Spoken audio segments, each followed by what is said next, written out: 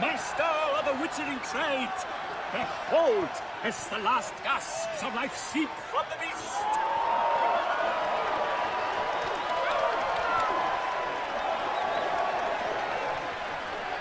Master Geralt, do what you must. Finish the deed! Monster's no threat. No need to kill it. A victor may always show mercy, because he's right. Long live Geralt the Merciful!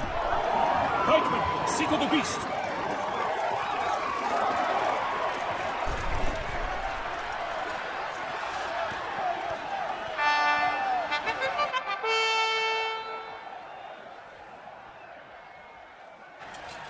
Forgive me. I'm not as nimble as in my younger years. You fought bravely. Thanks for your help.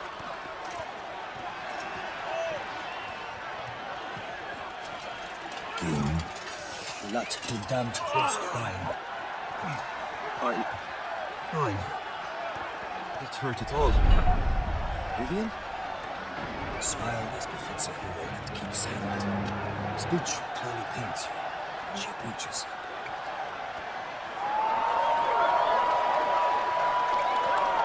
Geralt, we must talk. Vivian, you shall talk later in the medic's tent. Geralt, magnificent, breathtaking. Your Grace. We knew that to summon you was a brilliant idea. We are delighted, ravished to strike upon it. And I'm truly honored. See to our young hero. Hop, hop. For we must make off with Geralt. We should talk. We had been long awaiting your arrival. Had nearly lost hope. Then suddenly, that entrance, so spectacular.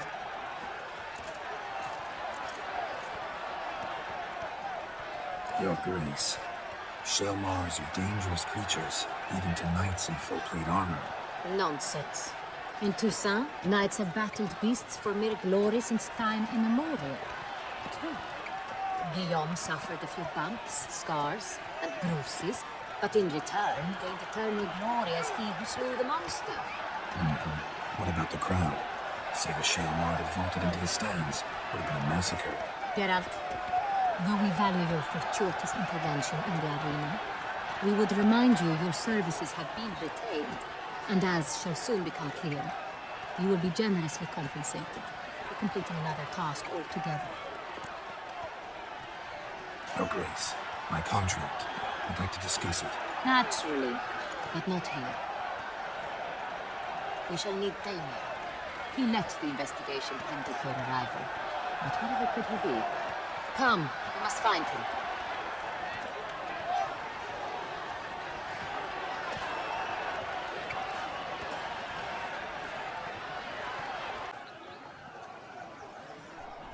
Tell us, have you come alone?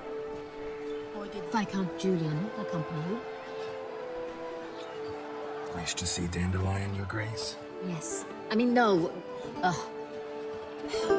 Yes. But solely to tell him we regret. Yes, deeply regret rescinding the death sentence we so justly handed down upon him.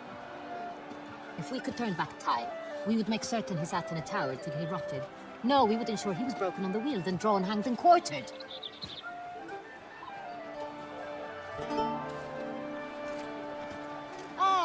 The very man we would entrust with these tasks. Damien Telatour, captain of my personal guard. Your Grace. Witcher. Greetings.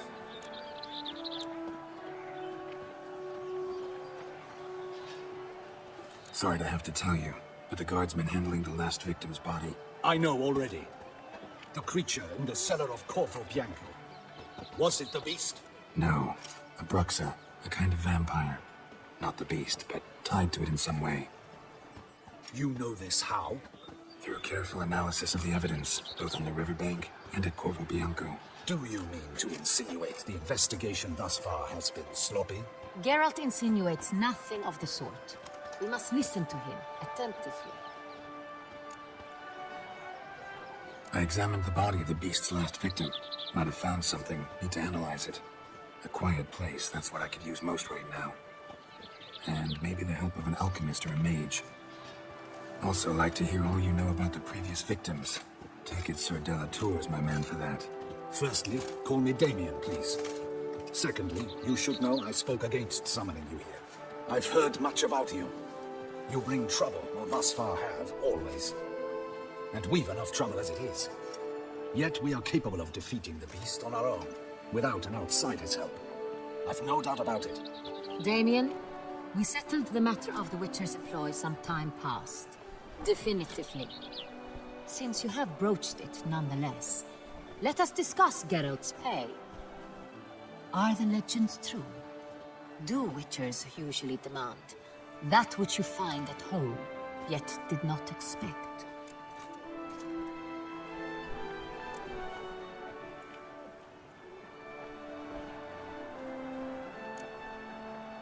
Not quite, Your Grace. Law of surprise, it's something we invoke at times, but rarely. Usually we just take gold. Disappointing. This law sounds rather romantic. On the other hand, on returning to the palace, we would likely find impatient petitioners or a set of sample fabrics for a new dress. Poor rewards, both. I fear you'd not have much use for any of the surprises we are likely to come upon. Thus, we've decided you shall receive the deed to a vineyard, Corvo Bianco, and a sum of coin. You will doubtless consider this adequate.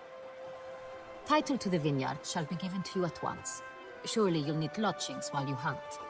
The coin, however, will be yours only once you have slain the beast. Lovely, generous gesture, Your Grace. Corvo Bianco. Isn't it the Duchy's temporary morgue? Is it now? The Chancellery's bungled things again, we fear. Not to be left unsupervised for one instant. Yet, in its mood, a morgue should present minimal problems to a Witcher. What's more, nothing enhances a wine's reputation better than a grim legend. Thank you, Your Grace. I accept the contract, of course. But as I said before, I'll need some information.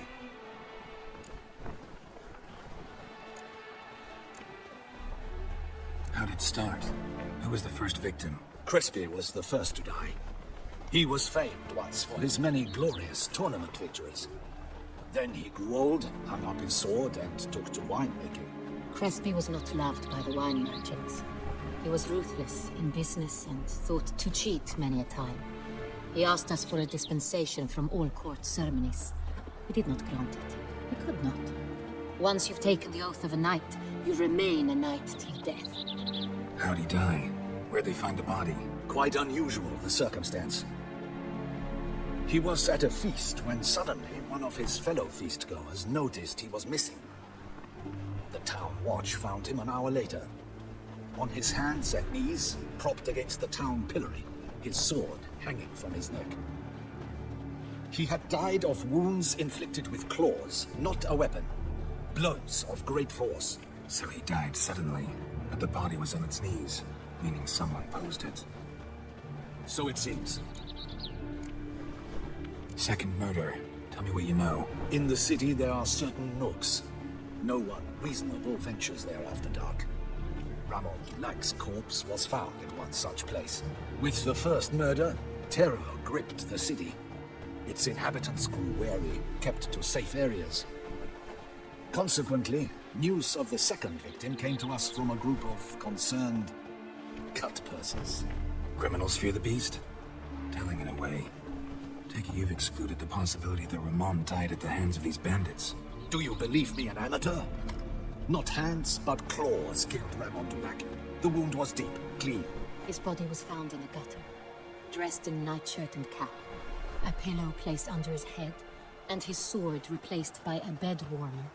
Ramon Dulac, a knight who but a dozen years past was an advisor to our father, the Duke.